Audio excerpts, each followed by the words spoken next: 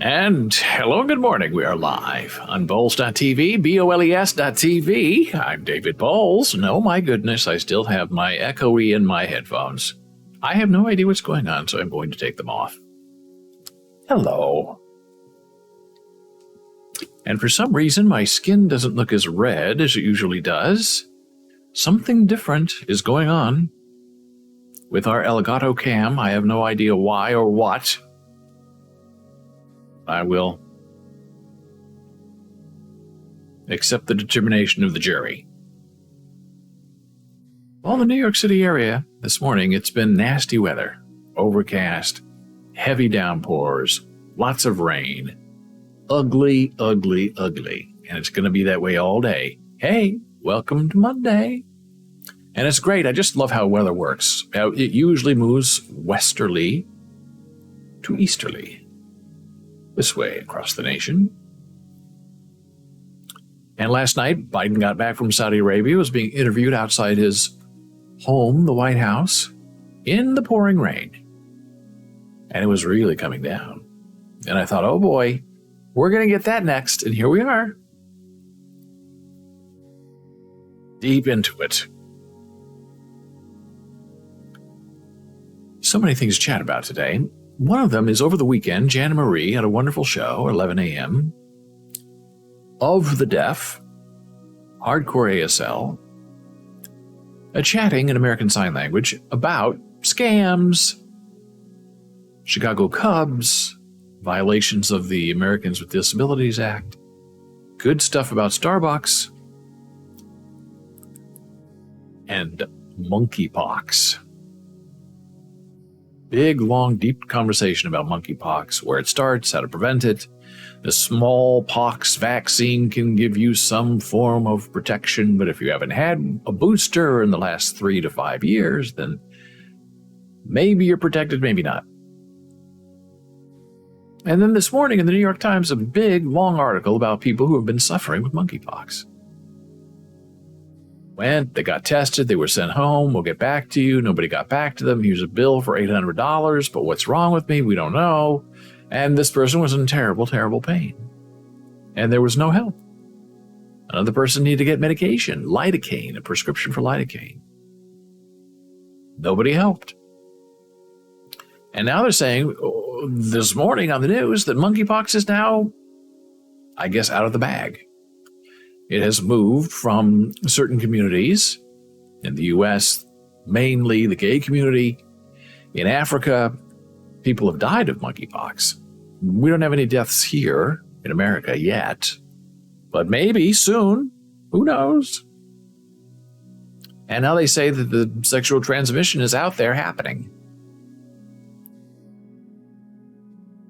And that brings back a lot of echoes of AIDS and HIV and where that started and how that had affected other communities. And it's just a nasty circle of infection and retribution. Not a great feeling for anyone involved, but it's a great political toy for people who want to make accusations and punish behaviors. It's just too interesting for them to leave alone. And we hope they'll leave them alone, but who knows? Well, one thing I realized over the weekend is how much LinkedIn has changed. I always really liked LinkedIn, probably in the days before it was purchased by Microsoft, because it was a wonderful place we could go and connect with people in business that maybe you met or worked with or wanted to know. And the connections were friendly and subtle. And you'd make a connection, and sometimes you'd say hey and chat, and sometimes not, but at least you were connected.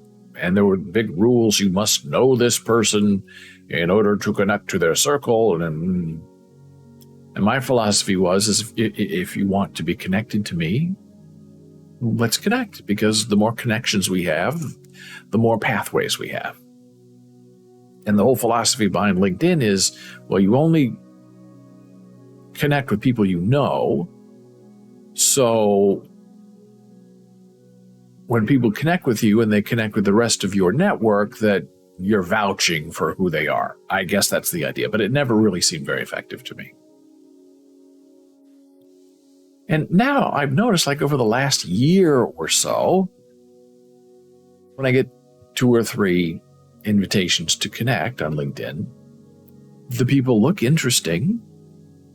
Oh, I would like to connect with them just to, be part of their circle and have a chat. And then,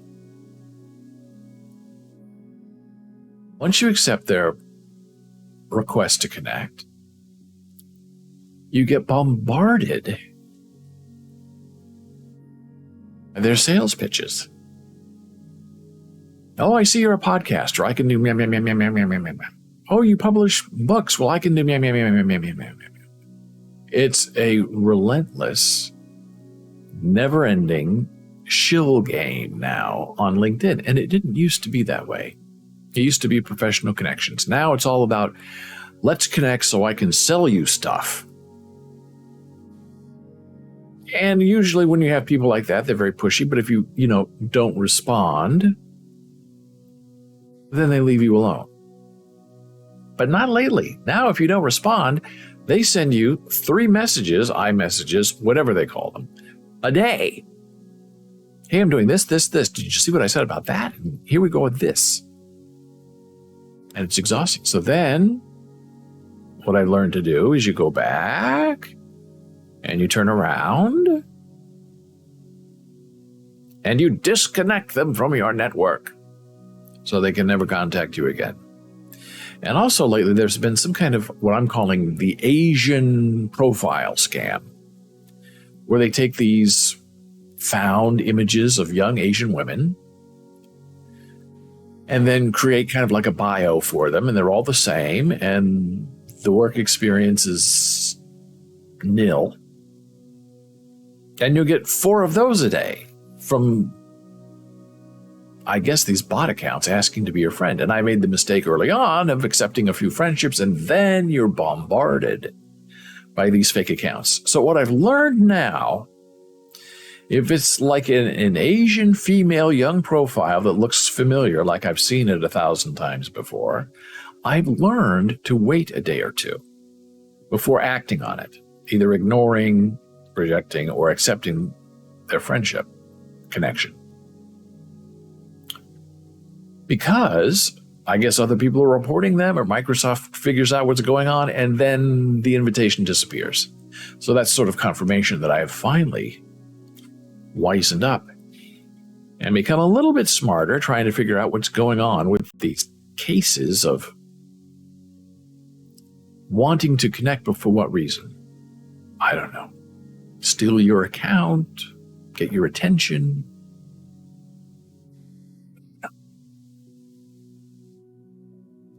Another thing I realized over the weekend, one of the warnings I have is when people say to you, and you don't really know them, and you're not having a conversation about, morality or inspiration, when out of nowhere people say, hey, I'm a good person.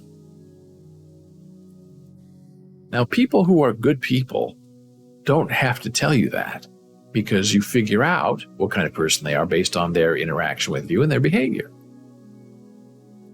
I'm a good person. When somebody tells you that, check your pockets, turn around, run the other way. I have now also realized I'm adding another phrase that is just total and complete ick. And I was reminded of it over the weekend with some athlete. I think it was football, but let's just say athlete.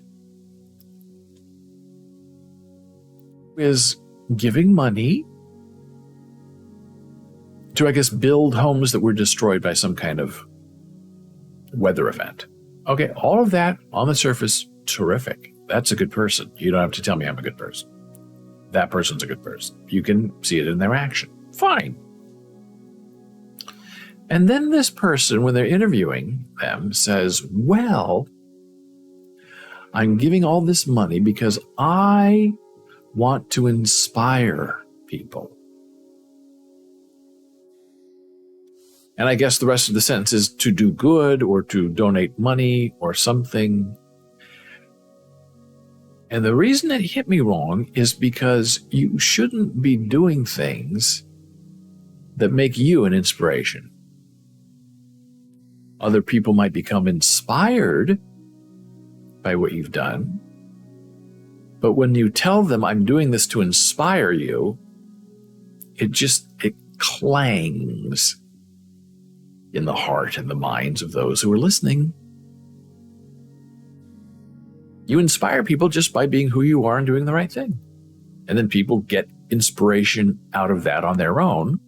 But when you say, I'm donating this money to build these homes because I want to inspire people, it just comes off very weird. I'm a good person. I inspire people. That's the sentence. Check your pockets and turn around and run the other way. Well, over the weekend, I also had a very interesting conversation with one of my most favorite people, my most favorite person in the whole wide world, my beautiful bride of 34 years, Jana Marie, sweetheart. And we were having a very deep and thoughtful conversation about tater tots.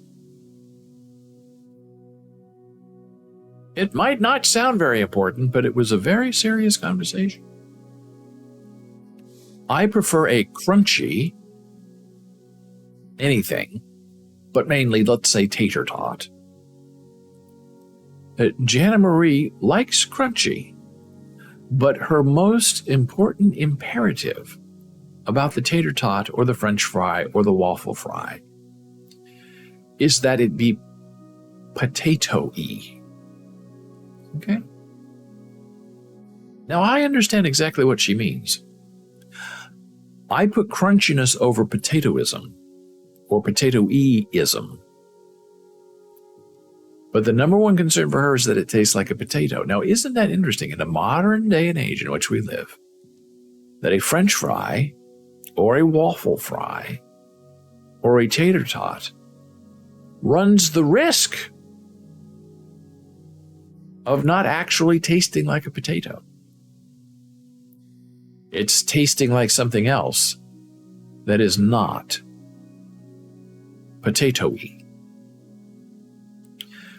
So I think we were having waffle fries, and they were from Trader Joe. They were very, very over-seasoned, which we've now learned is a code phrase. If you see seasoned waffle fries, you know you're in trouble if you don't like spicy, because there's a lot of Cajun stuff on there and black pepper on there, and it burns your mouth and you can't enjoy it. However, beyond the burning, those waffle fries were determined to be potato-y. And so she found great success in having those potatoes. I, on the other hand, prefer a more crunchy waffle fry. I couldn't get them crunched.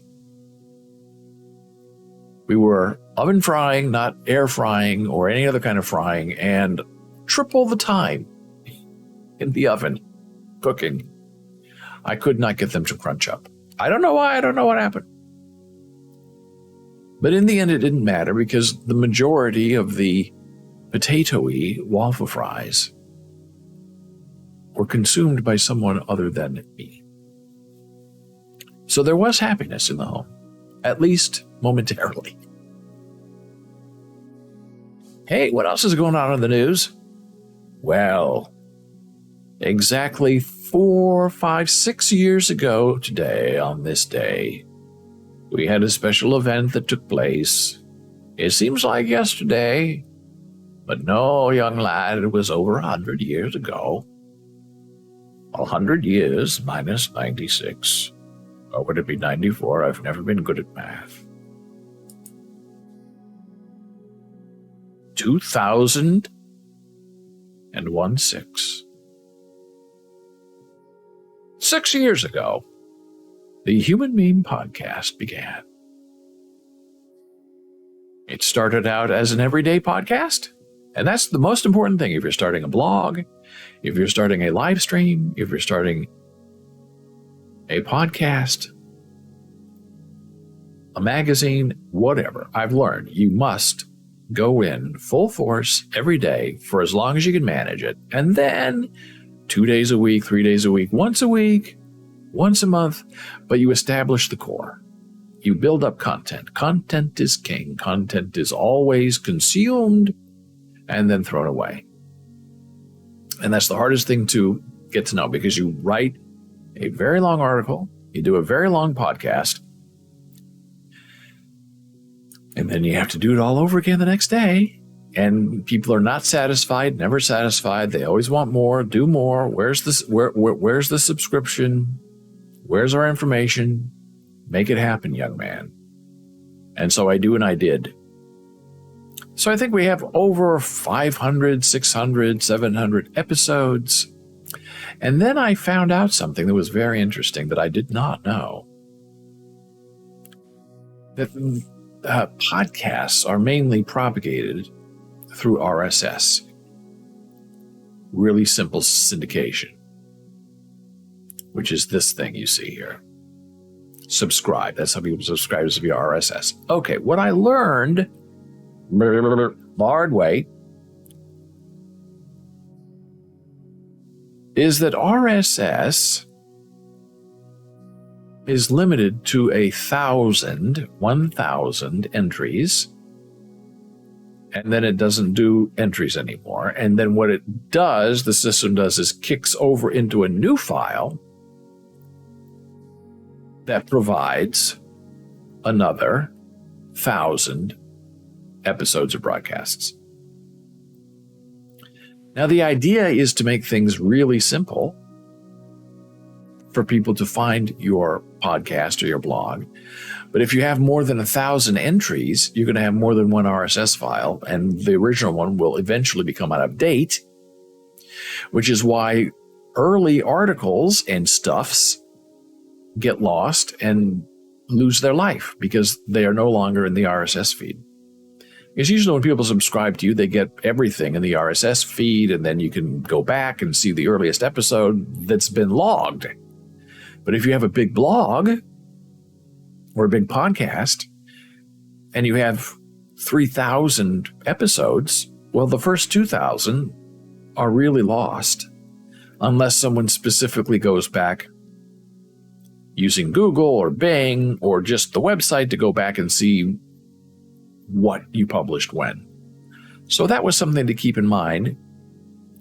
And I thought, well, podcasts are really hard to do, especially when I was recording them. Now they mainly come through the highlights of this live stream, which I love.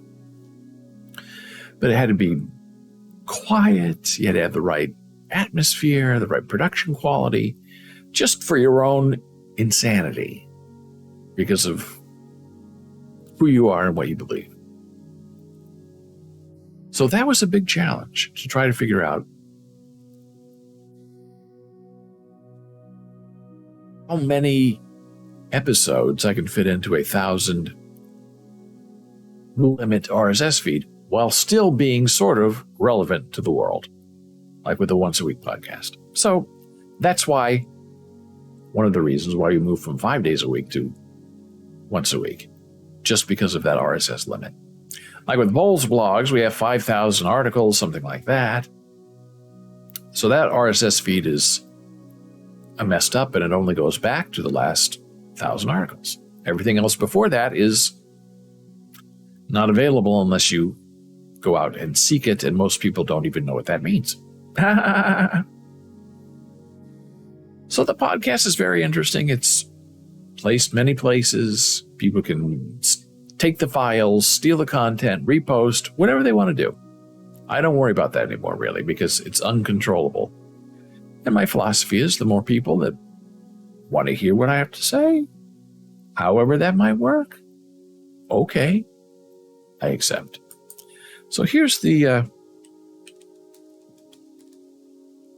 link to the Human Being Podcast. It's the website. You can go there, subscribe, hang out. take a look, find a listen, and see what is happening out there in the world as we know it. And it's been one of the joy and pleasures of my life of doing the Human Being podcast. Had wonderful episodes, met some great people, good information.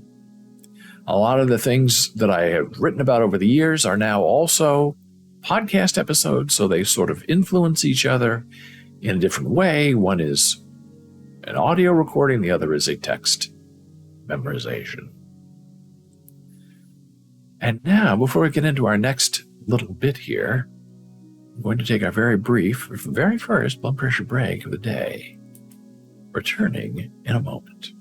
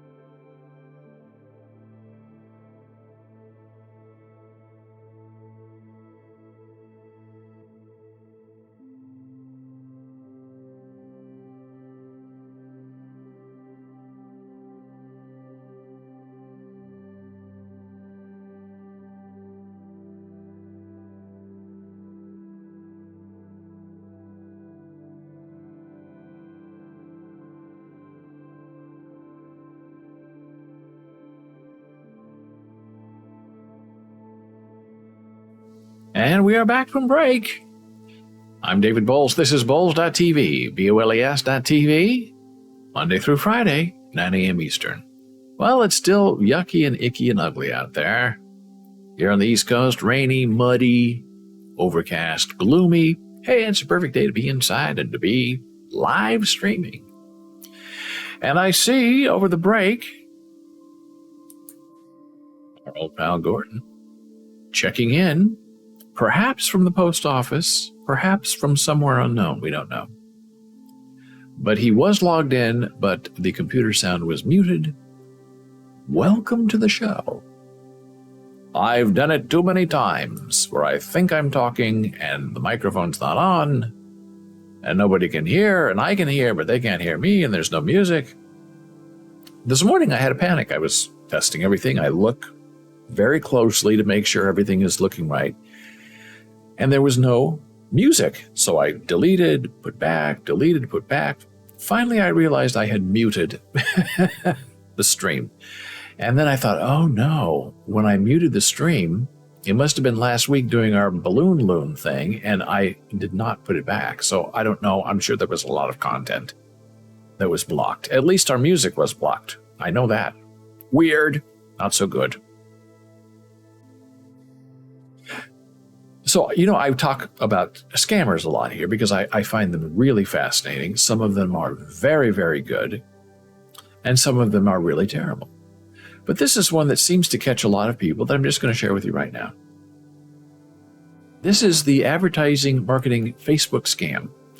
And I used to get these perhaps 2 or 3 times a day regularly from these people wanting to advertise on my Facebook page.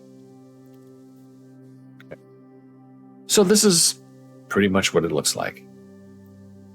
Hey, we're interested to publish our ads on your Facebook page, and we are offering you $1,800 per ad for just 24 hours.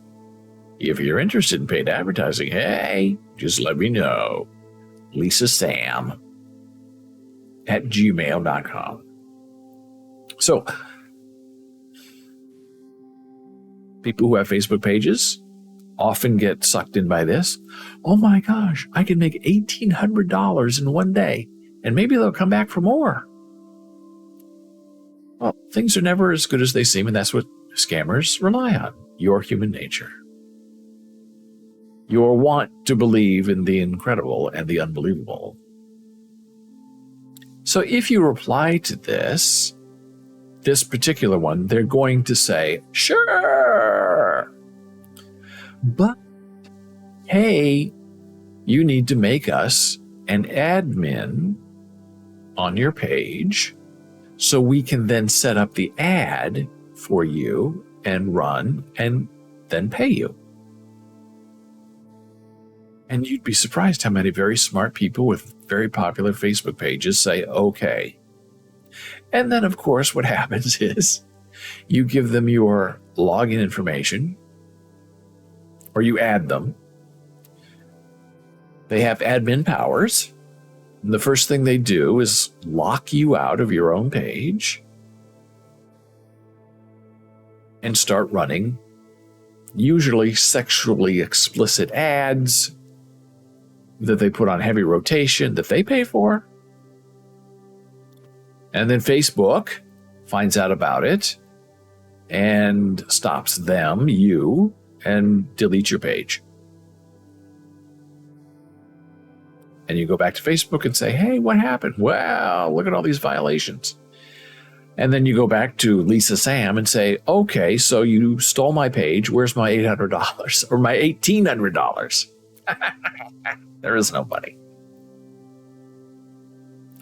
And then there's another scam that's very good. So once people figured out that this was a scam, so the scammers had to figure out how they can get around you again and gain your trust. They say, hey, we'll give you $2,000 for one ad placement. We do not have to become administrators on your blog.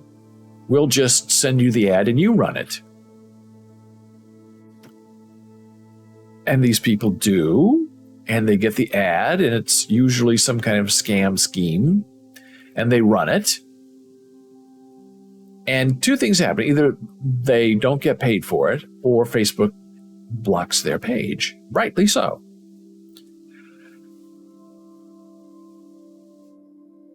And then some Facebook admins say, oh, okay, I'm not falling for that, or that. So, I'll run the ad for you, but I need to be paid up front first. So the scammers say, okay, sure. Okay, so $2,000, right? Okay, great. So we'll pay you, Venmo, PayPal, whatever it is. We'll pay you $2,000 for this ad. Okay, great. And then they end up paying you $2,500 to run that ad. And they said, oh, no, you know what? Jake, our accountant, so busy, overpaid you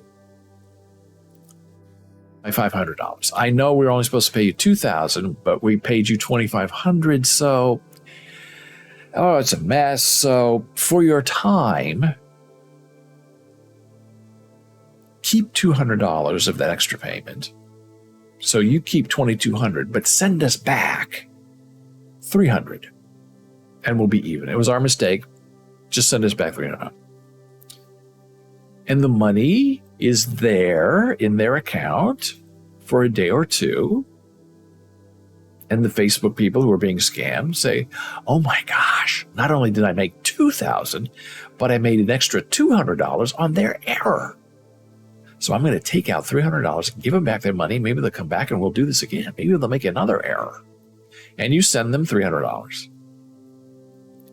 And of course, you never hear from them again. You might run the ad, might not run the ad. You might have said, I'll hold the ad till, for a couple of days to make sure everything clears.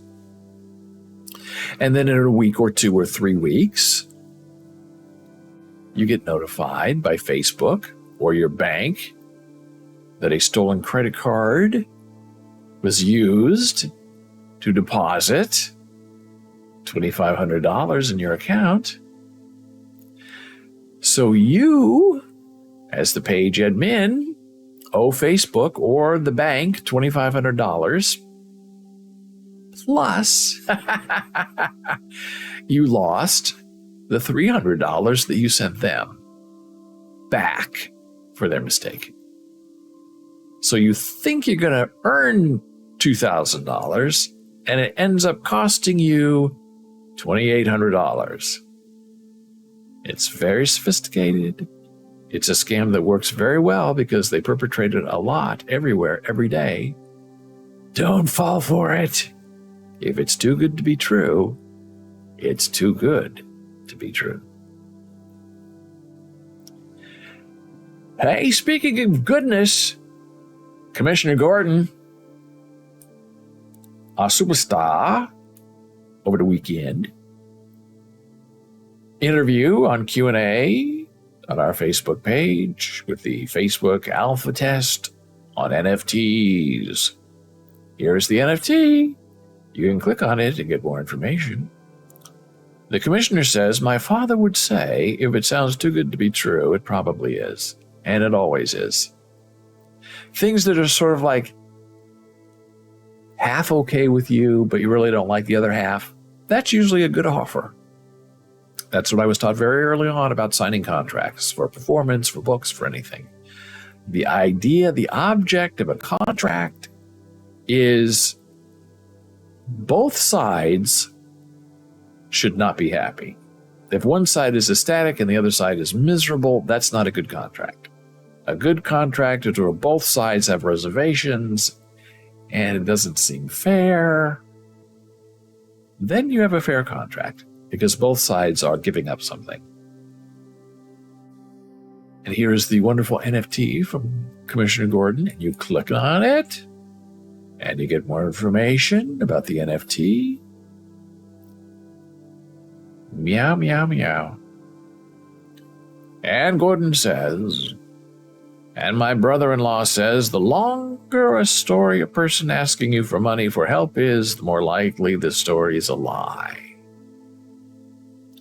That's very interesting and a good point. as the story I told about the woman who was waiting outside my building for me. Wow. I think I did a podcast on that one. She was so good in trying to look vulnerable and convincing, but she gave me a 10-minute story. And if she had come up to me and just said, hey, do you have money for the path? I lost my card. That would stand a higher chance of getting help. But when you get the story, oh, my daughter's waiting for me. She has to go into surgery in 10 minutes. I need to get on the train, and I have to buy her a ticket. And then at the end, you're finding out she wants $15 from you. And all the time she's weeping and crying, but there are no tears. Weeping and then looking up at you to see how are you reacting, and crying, looking up. Ooh. I try to go this way to get around her. She'd just move over and get in front of me, and then I go this way and she'd go this way. And finally I said, I don't have any money, went that way and ran. I don't know how I was dressed, I guess, in stereotypical dad clothes, even though I'm not a dad, of boat shoes and chinos and a blue windbreaker. I probably looked like the perfect mark. And I never am, but that doesn't stop people from trying. So go read about our glorious Gordon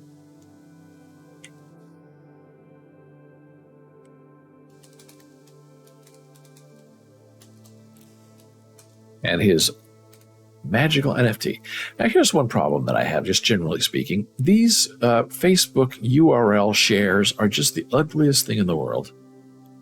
I mean, do you really need to have all of that junk on there in order to create a clickable link? I guess the answer is yes, but usually they say, look, here's a shorter link version you can use. But if it doesn't come directly from Facebook, I don't trust it, because you never know what's going to get messed up. So you go with the long and inevitableness of it all, which is a long and bothersome URL. And then sometimes that URL on the Twitter, let me see if I can find that, gets made into something that's sort of beautiful looking.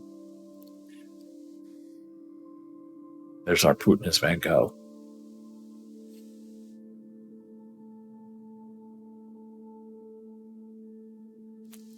It should look like this, that link, something like this YouTube link to Janice Show. This right here should become this. And sometimes it does, and sometimes it doesn't. And this time it didn't. I don't know why. So it's just this ugly thing that no one wants to click on, because what is it? It doesn't show me anything. But that's a Twitter problem, not a Facebook problem. So here's where things get really interesting with this Facebook alpha test. Excuse me. It is officially, this phase, will it continue on? I don't know, but this phase ends on Friday. This alpha test phase. Will it continue on to a beta test phase? Stop? What? I don't know. But it's been a lot of work, more work than I thought it would be with these Q&A. And the Q&A I love doing, but the technical thing is it going to post or not? It keeps me up at night.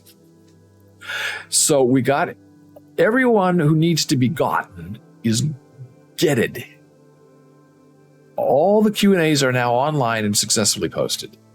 I have one more Q&A with the beautiful and talented Jana Marie Sweetheart about NFTs as content containers. That will probably be going up on Wednesday. And then, technically, I've met all of my requirements for this alpha test. But here's where it gets interesting. And I've asked about this, and I don't have an answer. I used a test wallet for the alpha test. I now am very confident that my other wallet with all my stuff in it will work being attached to my Facebook account using MetaMask. I'm now confident that MetaMask is not going to mess up my wallet. A month ago, I wasn't so sure because it wasn't clear if it would work or not. So I'm wondering now if I want to move the NFTs from my test wallet into my real wallet, what happens to those posts? Does the NFT disappear if the NFT gets moved? Can I go in and edit that post and replace the NFT?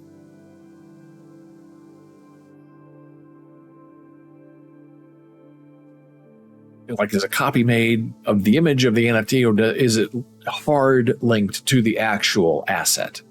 I believe it's probably hard linked to the actual asset. So if it disappears from my wallet, I believe that the text will remain, but the image will disappear. But I'm not certain. That's why I've asked. But if I move one asset to a new wallet and then connect the new wallet, I would think theoretically it would be fine, because the information about the image, the NFT image, is the same. It's just a different wallet. Maybe. I don't know. So my concern is eventually I want to move the good stuff from my test wallet over to my regular wallet. And I've told all my NFT artists right from the beginning, if you want to be a part of this test, I don't have any money for this test, but I will try to negotiate a price with you to move your NFT from my test wallet to my wallet when the test is over, or I'll burn the NFT, or I'll send it back to you. That's the deal I made with everybody. And so now that we're winding down, I'm getting in touch, and because, I want to use my other wallet instead of this test wallet if we're going to continue. So I approached the two artists who I consider had loaned me their NFTs, just to see if there was a deal to be made or if they wanted them back or what. Everybody else had donated theirs from the beginning, which was great because I could concentrate on content and not have to worry about paying. And one of the artists said, look, we've been friends for a long time. You support my work. It's a gift. And I was delighted and surprised and very grateful. So that I know that no matter what happens, if I keep it in the test wallet, if I move it to my wallet, everything's fine and dandy. Nothing should theoretically disappear. And this is especially important because, as I've told some of my NFT artists, that when this is over, I'm going to take all the Q&As I've done and put them in a bowlesblogs.com article, so it will forever be preserved there, no matter what happens on the Facebook.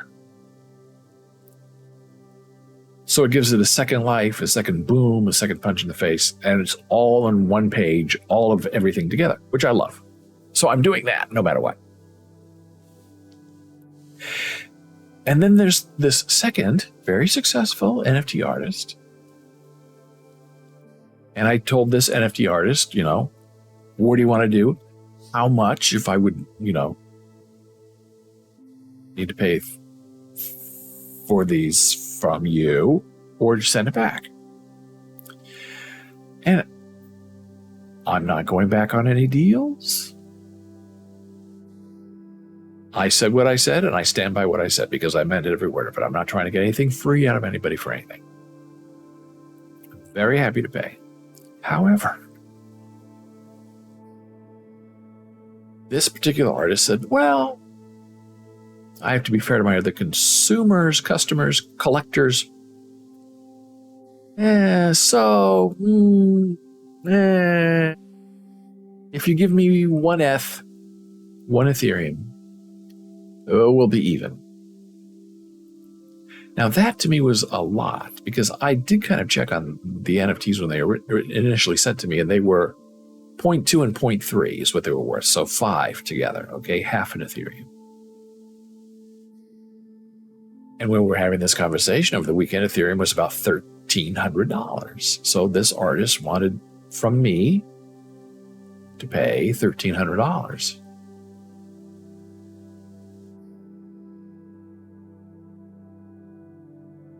I thought it was high.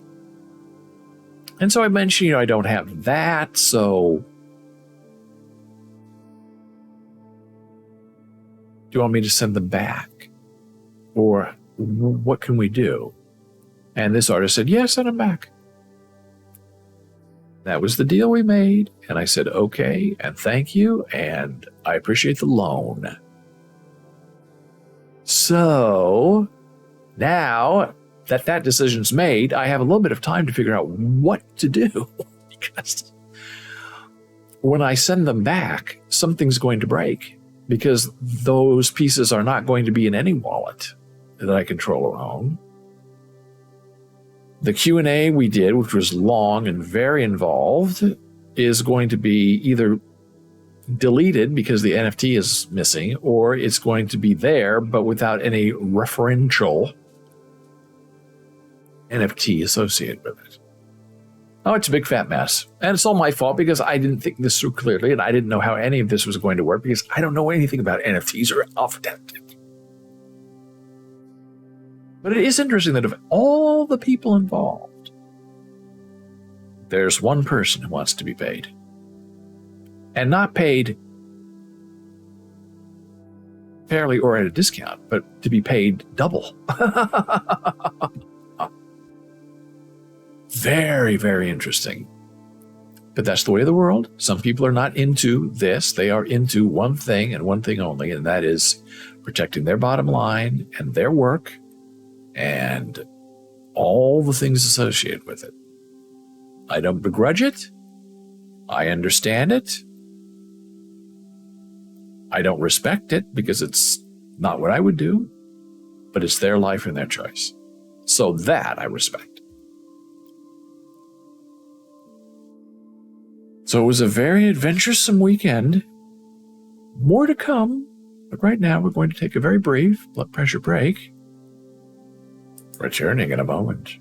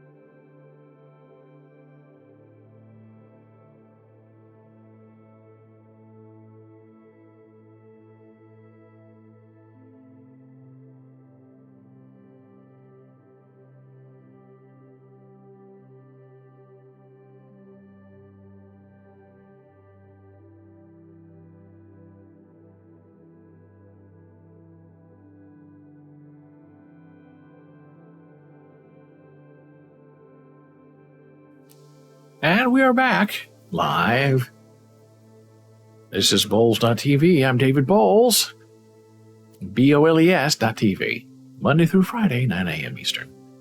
I was making a silly face because I clicked on something that gave me a blank screen, and I thought, oh no, I just connected the whole stream. I don't know what I did. What was this? Something about overlays. The alert box library. The overlay something here, something home, something. Oh, I don't know what I'm doing. It's all a mystery to me. Who knows what the nose knows? I guess we're back from break. So to finish up our NFT story and our test story, I don't begrudge anybody wanting to make money from what they're doing. And I'm not looking for anything for free. Oh, your word is your word.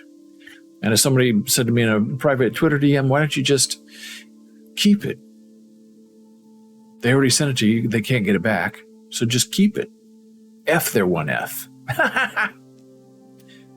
All 100% true. Now, it would make me a terrible person. And that person would have every right to go ruin me in the NFT community as a person who did not keep their word. So I will not and would not do that.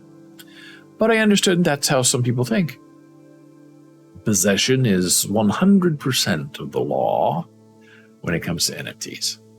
Because it's decentralized and you really can't get it back.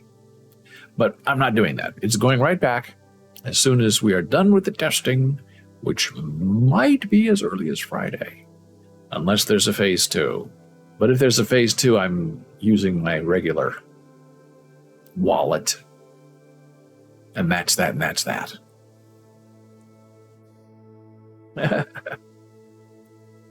So what else is in the news? This is starting to disturb me. I've held this for several days because I keep hoping something's going to happen and nothing's happening, which concerns me greatly. I am a big John Fetterman fan. He had a stroke the day I wrote an article about him punching people in the face, metaphorically. And that was a coincidence. And he's running against Dr. Oz, and right now Fetterman, who is the lieutenant governor of the great state of Pennsylvania, is 10% ahead in the polls, as I understand it, against Mehmet Oz. However, this is the part I didn't really understand. Nobody, I guess other than his doctors and his immediate family and perhaps staff, have seen John Fetterman in person since he left the hospital. There's no video. There's nothing of him talking, being interviewed, walking. Now, there are two thoughts on this. One is that he is impaired in some way, that the stroke has affected his speech center, which often happens. Maybe he can't walk very well. He had, I think, stents put in and a pacemaker put in, so he had a lot of surgery. But we've not seen him. Since suffering a stroke 2 months ago, John Fetterman, Lieutenant Governor of Pennsylvania and Democrat nominee for Senate, has walked as far as 4 miles on local trails, taken family trips. But what he hasn't done is appear in public events where voters get a sense of his stamina, speaking skills, and ability to take on his Republican opponent, Dr. Oz. Now that's what's very interesting. Now, John is very big, he's 6'8", tall, could lose a couple of pounds. So maybe they're getting him in fighting shape. Maybe he has some kind of impairment. And maybe they're going to just hide him for as long as they can if he has an impairment and see if he wins. Or this could be a big feint, big joke. But so far no one's taking the bait, so maybe they know that he's okay. For these Republicans or Dr. Oz to say, oh, he can't speak, he can't walk, he's incapable of representing Pennsylvania. And the second that happens, then John comes running out of his house, flexing his muscles. He's lost 30 pounds. He speaks like Pete Buttigieg, and he wins. But somehow I'm uneasy that I get the feeling that maybe there is something that is hurting him, and they are frantically trying to get him presentable, up to speed. Maybe they're working on his speech, on his walk. I don't know, but I kind of think something needs to happen. We need to see him in some way, like even on video, to say hello. But maybe, if you're 52 years old and you're winning by a mile, why come out and let anybody say something about you? Because if he would, let's say, come out of his home and say something, that there are certain channels would say, oh, look, he's limping. Well, doctor, what do you think of his limp? Well, a limp like that means there's been brain damage. I mean, I understand he can't win either way. But it goes against the whole persona of Fetterman to hide. He's lived his whole political career on being blunt and to the point.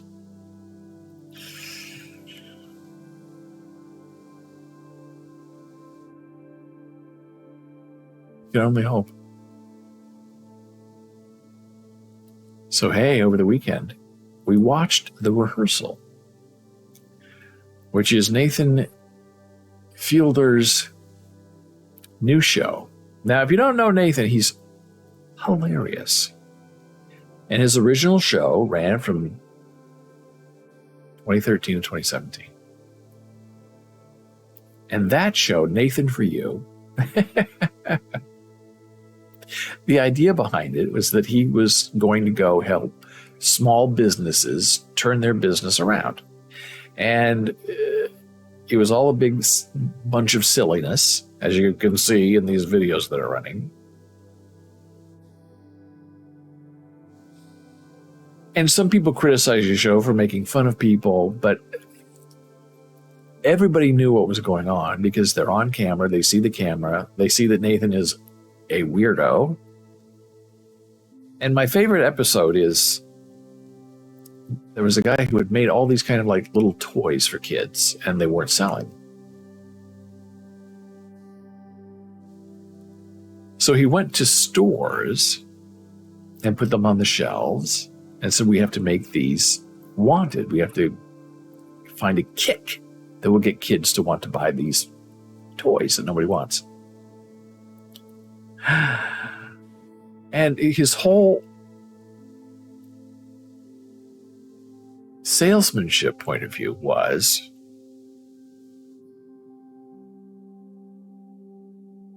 to accuse young children of a certain age, like I would say 6 or 7, young children, of being a baby if they didn't have this toy.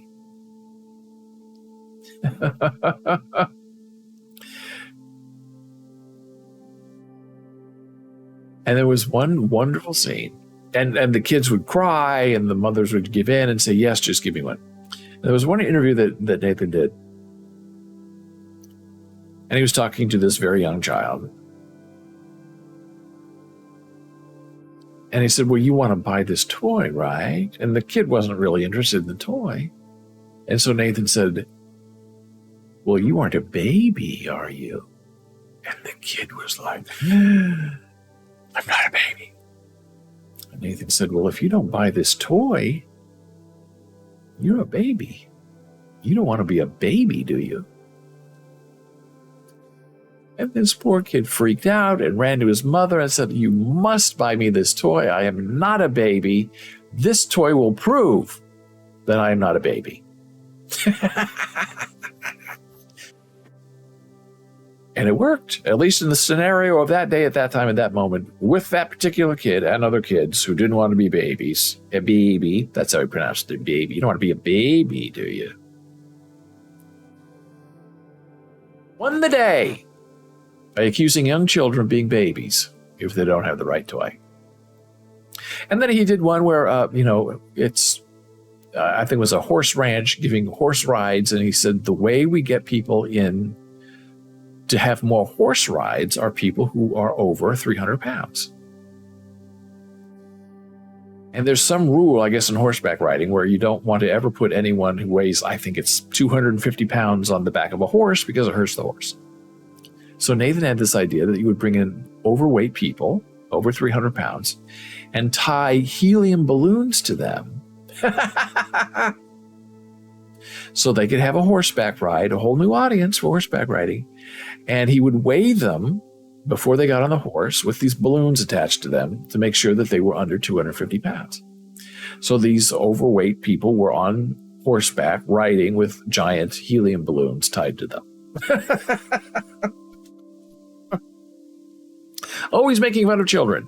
Always making fun of fat people. Oh, come on now. Everybody knows what's going on because it's Nathan for you. And then the show ended with this wonderful, interesting mix of longing and passion and loneliness. And it was a special hour and a half show, and it was over. People said, well, is there going to be another season? And we're going to get more episodes? And the fans kind of said, well, I think that's, how could you beat that? That's the final episode. Oh, no, it can't be. Somebody saw Nathan on the plane and said, hey, are we going to get more episodes? Are you doing another season? And he didn't answer. Very humble, very gracious, but he didn't answer. And now 5 years later, we get the new show. Hey, Commissioner Gordon says from Florida, maybe from a post office, maybe not. Gordon liked the one he did where he challenged copyright by making a store called Stupid Starbucks, where everything was the same as Starbucks, but with stupid added, I think. Funny. It was a wonderful, wonderful, wonderful show. And he has a very strange, dry sense of humor, which I just love. You can't believe anything he says because everything he says is a lie. So this is his new show on HBO. And boy, they threw a pile of money at him. I'll tell you that right now. The Rehearsal. First show aired Friday at 11. We watched it, I think, on Saturday. 45 minutes. And the idea of this show is helping people rehearse difficult things in their lives. Because through rehearsal, you make mistakes, you try things different ways, you say a different line, and in that rehearsal process, you then get rid of your fears and your concerns are unable, and you are able to perform. And the first show was terrific.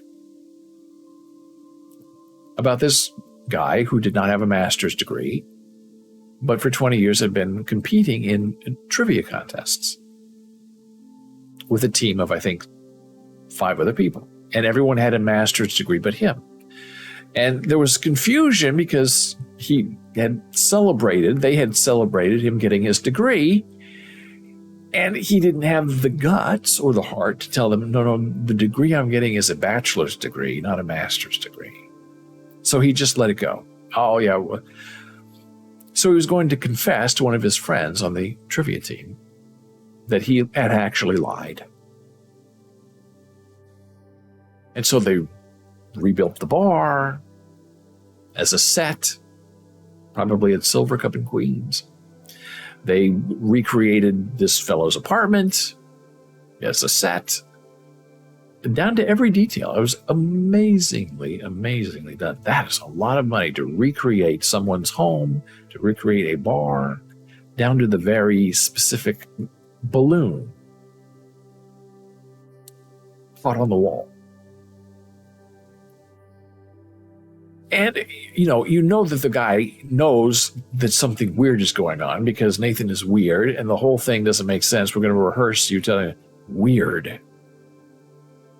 But the best part of that whole show was the actress who was hired to pretend to be in rehearsal, the friend who was going to judge him and be outraged.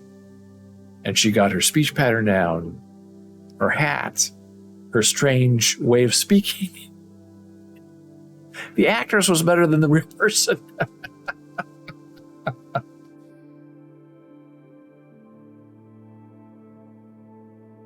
So this was the first one, Orange Juice No Pulp. Episode 2, and this is what I don't like about any other streaming service other than Netflix, is, there are probably 10 episodes.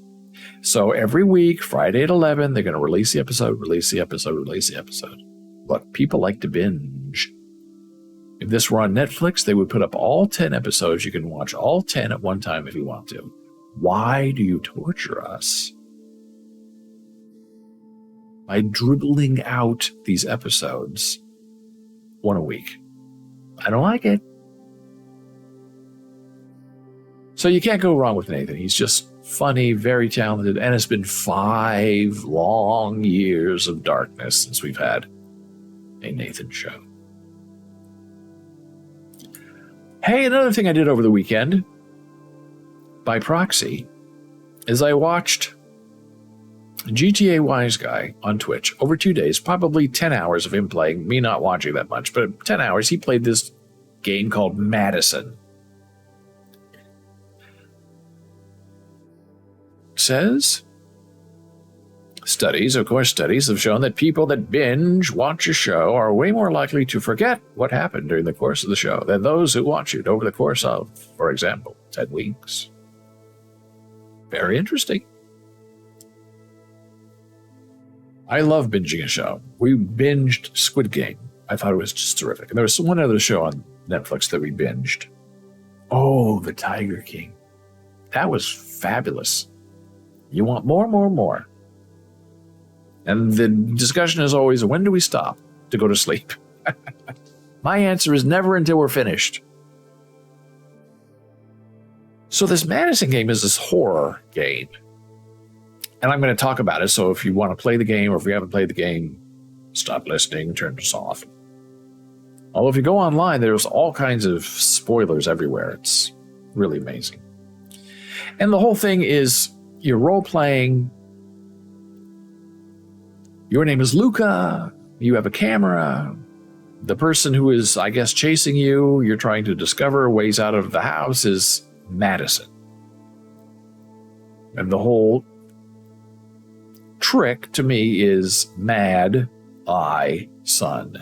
Funny, right? A little obvious. But that's kind of the end of the game, is you realize that the character you've been playing is just as insane as everyone else you've been chasing, because you are mentally ill like everyone else in your family. But it's the first game from these game people. It's very interesting. I think that if we get blocked, we'll get blocked, but I'll see if I can play this. Got the sound off. And you're set up with a series of challenges to try to figure out what's going on, who's killing whom, what, where, when, why. And you have to put together like clocks, and you have to find eyeballs. And when you take pictures, they're like Polaroid pictures. The Polaroid pictures reveal things that you can't see with the naked eye. It's all about, I guess, an evil and insane family. And the graphics are great. As I said to Jana Marie Sweetheart, it's very deaf accessible, because every single thing that is said in the game is open caption on the page. And even things you have to read, like that are handwritten on a piece of paper, they put the text translation right next to it. It's really terrific. You're not left out at all. And it is sort of scary, sort of horrifying. There's some kind of Nazi soldier in there, a ghost called Blue Knees who chases after you that you can only scare away by taking photographs of Mr. Blooney. That's Mr. Blooney's, was that, and the statues, and you hide things in the safe. It's a series of puzzles. But the end, I have to say, is, to me, incredibly disappointing.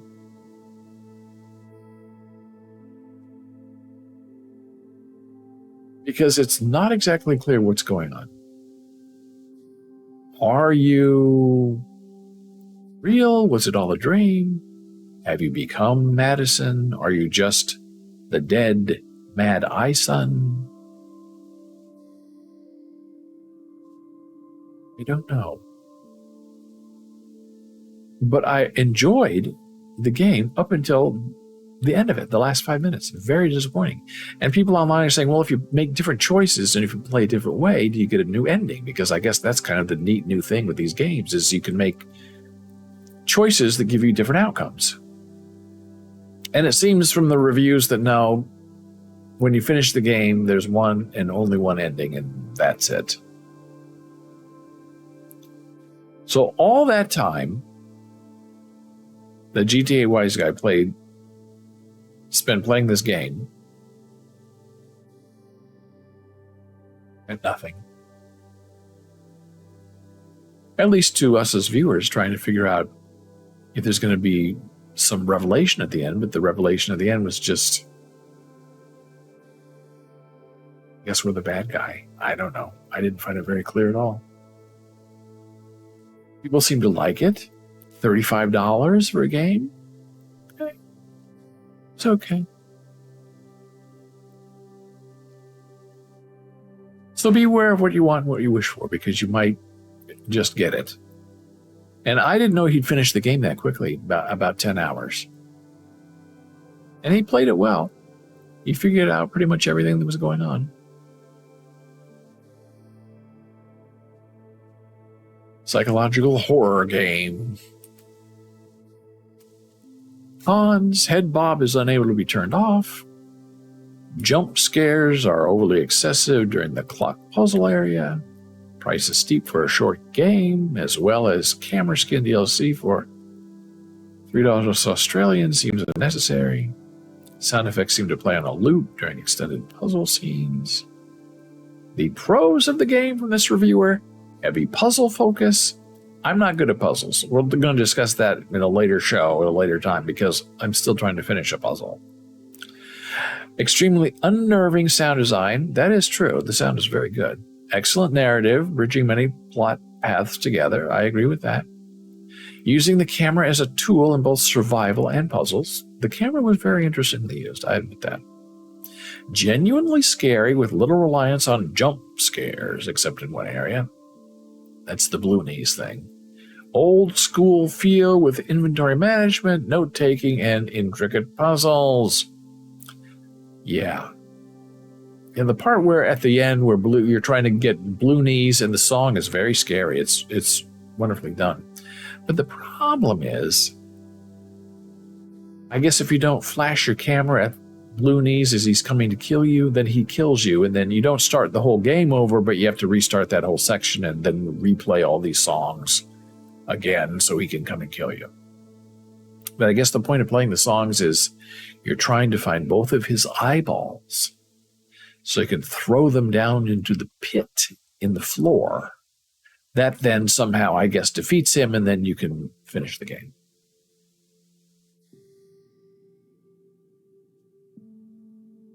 We're taking our very brief and final blood pressure break of the day, returning in a moment.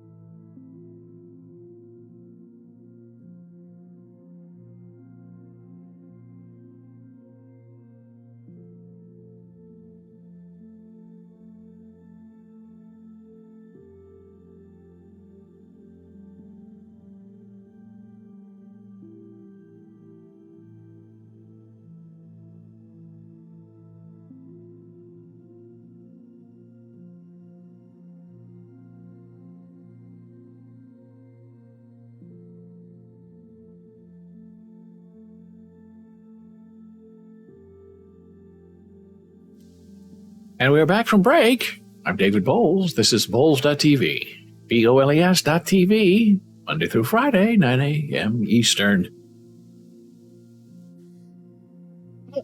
This morning I was, perusing the news. Always looking for something interesting to talk about. And I think in Apple News, I came across this interesting title. And it was about men having no real friends. So I thought, well, that's interesting. So I clicked on it, and then I guess I was on my computer, so it sent me to the website. I guess I should be reading that Apple News stuff on my iPhone, because I think as part of our subscription to whatever that is, Apple News, you get to read the article for free. But I clicked it on my computer, and I went to the Times website in the UK. And it immediately said, you cannot read this unless you pay. And I thought, oh, no. Then I said, hey, for $1, you can have 6 months of access. And so I said, is it worth $1, £1, to read this article?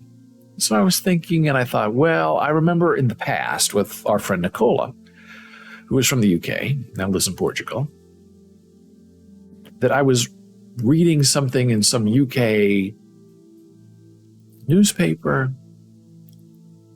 I thought it was interesting, and I shared it with her, and she said, why are you reading that newspaper?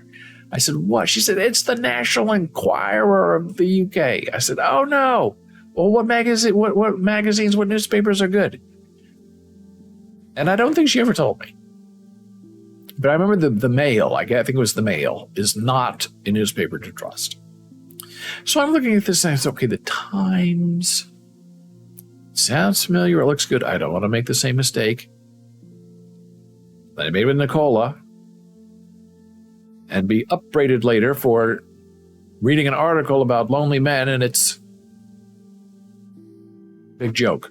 Gordon says they call it the Daily Fail. I did not know that. And now I have been upgraded twice. They do have a lot of interesting sidebar articles, though, that are very clickable. It does remind me of TMZ quite a bit. So I did a little bit of research on the Times and the history. 1758 started, and then, oh, by the way, it's owned by Rupert Murdoch. The Rupert Murdoch family of Fox News that has destroyed America on purpose. And the New York Post and the Wall Street Journal, and oh no. But then I read some criticisms of the Times, and they say it's old, established, one of the best newspapers, that and The Guardian, and one other, and it's okay. Rupert Murdoch owns it, but it's not terrible. So then I thought, well, I don't know. So I went back to the page, $1, £1 for 6 months. I thought, and the offer had changed to £5, $5 for a year. Ooh. And then after that trial period, you pay $10 a month. Bah. Not paying that. 10, 12 pounds a month. But for a year, now the original deal was 6 months for $1. And then if I want to go for a full year, I'd be paying $10, which would be $60 for a year, which is like the average in America, like $5 a month, access to newspapers, $60 a year. That seems to be kind of the going rate. But if I took the £5 deal, I get a whole year for $5 instead of $60. So I thought, Rupert Murdoch, only men with no friends, good reputation. Okay, I'll do it. So I signed up, £5. You have to cancel within 2 days, blah, blah, blah. Put it on my calendar, cancel, blah, blah, blah, blah. And you have full access, everything digital. On the web, on your iPhone, everything, go. So I thought, okay. And I finished that, and when it was done, it said, you want to keep reading your article about the lonely men. I thought, oh my gosh, very invisible. Now, one thing I have to say about the Wall Street Journal and the Times is, especially on their apps, you can increase the text font size right on their page. I appreciate that a lot as I get older. And wallstreetjournal.com, you can do it right on their web browser and on your big computer. You can make their font instantly bigger. It's fabulous. So that I give Rupert Murdoch high credit for. Everything else is all tempered by Fox News. So here's this really fascinating article. And I love it that it's from the UK point of view. Why do so many men have no real friends? Max Dickens was choosing a best man for his wedding when he realized he had nobody to ask. We need a conversation about why men don't have a mate, a friend, they can talk to. Wow, heavy stuff. He's not the only one. A 2019 YouGov survey found that 1 in 5 men have no close friends. Twice the proportion for women. A similar poll by the Movember Foundation put it at 1 man in 3. And when close was defined as someone they could talk to about health or money worries, that rose to 1 in 2. Millions of men are isolated, even if many of us don't know it. Now, I think that's true. I think when you live in a bigger city, it's a little bit easier to talk about these things. Like in New York City, you say, how much is your rent? And almost any place else in America, you ask someone how much their rent is, and they're insulted, and who are you, and how dare you? But in New York, New Jersey, how much is your rent? It's like, what's the weather today? And now we know the average rent for an apartment in Manhattan is now $5,000 a month. Write it down. And you can talk to people about, I have the skin cancer. I talk to people in my building about it. They tell me all their hopes and dreams, how much they have in their 401k. It seems a little bit more relaxed on the East Coast. Now, in Nebraska, it's very different. You keep to yourself. You don't complain. You don't ask questions. You wave, you say hello, you're polite. But other than that, we don't care.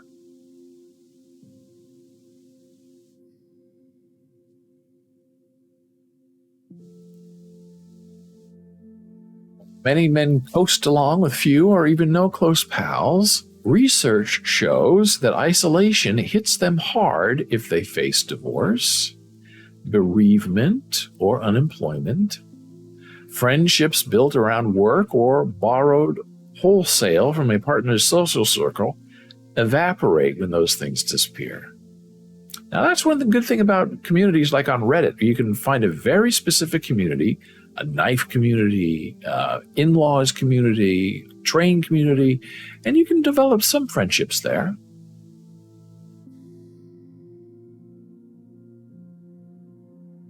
The grimmest statistic I found is about public health funerals, where a council buries someone because they have nobody close enough to do it. 3 times as many men as women have those funerals where no one shows up, despite the fact that women are way more likely to live on their own. It shows how isolated men become as they get older. It's worth doing something about that before it's too late.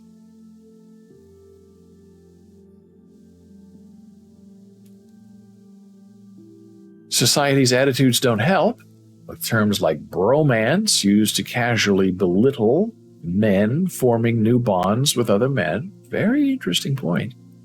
But at heart, it's down to us men, and there is a succession of psychologists blamed for our observance of gender norms, the archetypical masculine rules of behavior that encourage us to banter and spar with mates, but never to get to know them on a deeper level.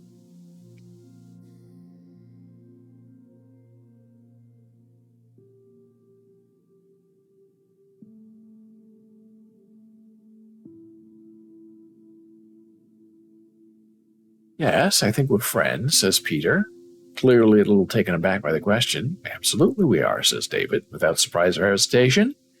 This is reassuring, though by asking point blank, I didn't give them much of an option.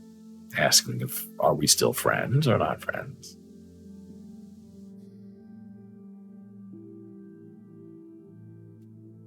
Men are often ashamed of being lonely. When I was talking about writing Billy No Mates, a lot of men I mentioned were uncomfortable talking about it. They just went, oh, yeah, right, and moved on. The women were like, oh, that's so interesting. And they said they'd buy the book for their husband or brother. Men don't like thinking about loneliness. I think it's because we don't like to accept we have needs and feelings. It's an admission of weakness. See, that's the whole thing. That's the Midwest thing. Don't be weak. Be strong. Live by yourself, alone. Don't remarry. What will the village think?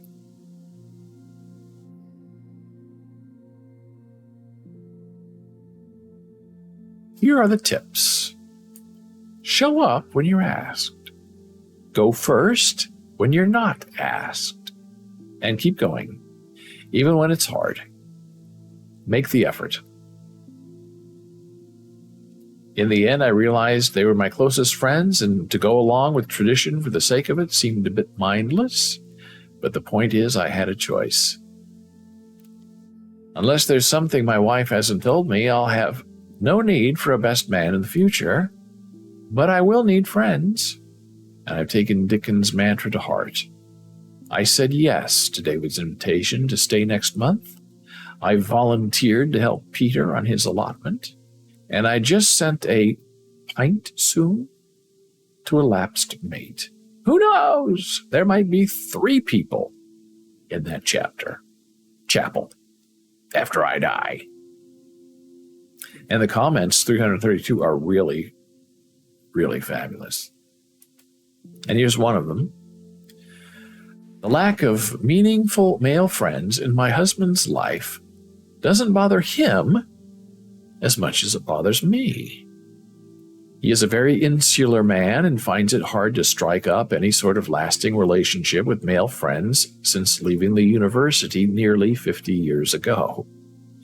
It bothers me because although I am a little younger than him and generally much fitter, I have had a serious illness in the past, and if I suddenly pop my clogs, who will he have to chivvy him along and get on with social life?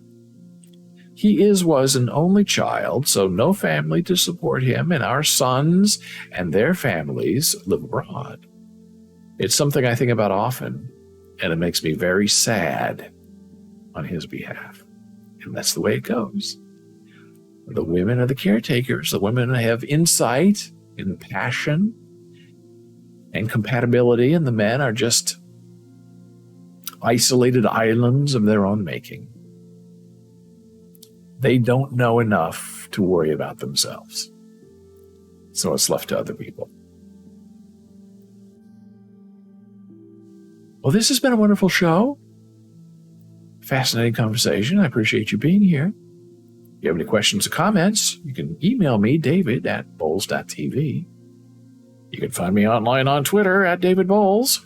Super follows to follow. On Facebook, we're BOLES. Instagram, it's Bowles Books. And on the Tickery Tockery, although we don't support it, Bowles TV. And you can also join our Discord server. Commissioner Gordon says, signing off from Winter Garden, Florida, and says, thanks for having us. And our response, our heartfelt response, man to man, see you in a day or two, and I'll have more ideas for you. There's our Discord server if you want to continue the conversation. We're available all the time. So I hope you have a bright and sunny day, which we will not have here on the East Coast. I hope you have a wonderful nap, a good wake up, and when ye shall awaken, may your soul be filled with joy and the lovely anticipation of not needing to be alone. Thank you. I'll see you tomorrow.